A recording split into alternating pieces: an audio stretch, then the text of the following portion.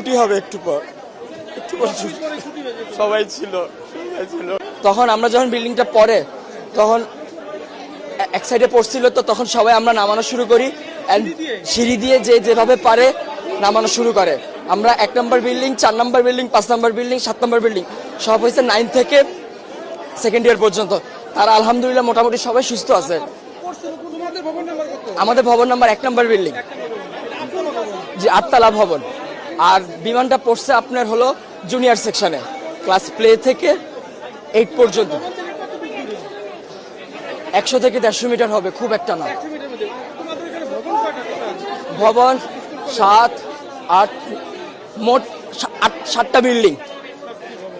আর জুনিয়রদের আছে 1, 2, 3, 4-5টা জুনিয়রদের আছে।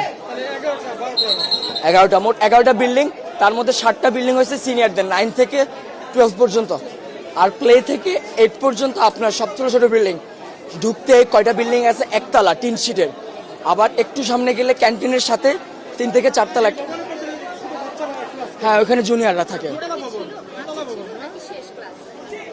ছুটি হবে একটু পর